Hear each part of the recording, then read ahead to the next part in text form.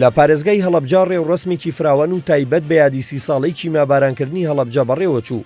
تیایدا عەلی عوسمان پارێزگاری هەڵەبجە ڕایگەیاند بە هەوڵی قوبات تاڵەبانی جێگری سەرۆکی حکومەتی هەرێمی کوردستان سەرەڕای ئاستەنگەکان و قەیرانی دارایی ماوەی 3 ساڵە کاروانی ئاوەدانی و هەنگاوەکان بۆ بە پارێزگاکردنی هەڵەبجە بەردەوامە و بەشێکی زۆر لە دامەزراوەکانی حکومەتی هەرێم لە شارەکە کراونەتەوە. پارێزگاری هەڵەبجە نیگەرانی دانیشتوانی شارەکەشی لە بەرامبەر حکومەتی عێراق دەربڕی کە تا ئێستا وەک پارێزگا مامەڵە لەگەڵ هەڵەبجە ناکات. حکومەتی خۆجێیی پارێزگاکەتان دوای نزیکەی 3 ساڵ لە پێکێنانی لەلایەن حکومەتی هەرێمی کوردستانەوە قۆناغ بە قۆناغ گەشە دەکات و بەرەو پێش دەچێت.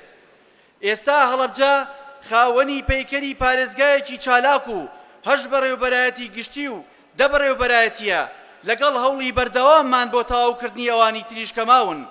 سوپاسی هەوڵ و هیمەتی بەڕێز جێگری سەرۆک وەزیرانی هەرێمی کوردستان کاقوبات تاڵەبانی بکەین لە پای هەوڵ و ماندووبوونی بەردەوامی بەڕێزیان و تیمی ڕاوێژکارانی بەڕێزیان کە هەر لە سەرەتای سەرپەرشتیاری پێکێنانی پارێزگای هەڵەبجەوە تاوەکو ئێستا بەردەوام چاودێری هەڵەبجە دەکات بۆ سەرخستنی قۆناغەکانی بە پارێزگابوونی ئەم شارە. هەر لە ڕێوڕسمی ساڵیادی کیمیابارانی هەڵەبجەدا مەهدی عەلاق ئەمینداری گشتی ئەنجومەنی وەزیرانی عێراقیش کە بە نوێنەرایەتی حەیدەر عەبادی سەرۆک وەزیران بەشداری کرد لە وتەیەکیدا داوای کرد ئەو یادا بکرێتە دەرفەتێکی تر بۆ زیاتر پێکەوە ژیانی پێگاتەکان لە عێراق و پتەوکردنی پەیوەندیەکانی نێوان هەرێم و بەغداد. وتیشی بەغدا سوورە لەسەر چارەسەرکردنی کێشەکانی لەگەڵ هەرێمی کوردستان. لنجعل من استذكار شهدائنا الأبرار با ئەم یادکردنەوەیە بۆ قوربانیانی هەڵەبجە بکەینە هۆیەک بۆ زیاتر لێک نزیک بوونەوەی هەموو پێکاتەکانی عێراق لە یەکتر.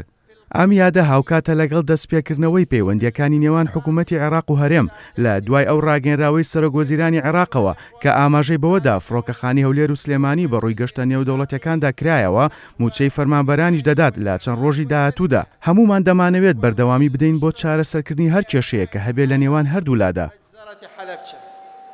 لە بەشێکی تری ڕێوڕسمەکەدا مەحموود حاجی ساڵح وەزیری شەیدان و ئەنفالکراوانی حکومەتی هەرێمی کوردستان داوای لە حکومەتی عێراق کرد مادەی 132 دەستور تایبەت بە قەرەبووکردنەوەی زیان لە کەوتوانی دەستی ڕژێمی بەعەز جێبەجێ بکات. وتیشی عێراق کەم تەرخەم بووە لە قەرەبووکردنەوەی زیان لە کەوتوانی جینۆسایدی هەڵەبجە داواشی لە بەغدا کرد لە بودجەدا وەک پارێزگا مامەڵە لەگەڵ هەڵەبجەدا بکات. دوای پرۆسەی ئازادی عێراق ساڵی 2003 زۆربەی تاوانباران و ئەنجامدەرانی تاوانباران گیران و دادگایی کران و بە سزای خۆیان گەیشتن و خوێنی شەیدەکانمان بە فیڕۆ نەچوون.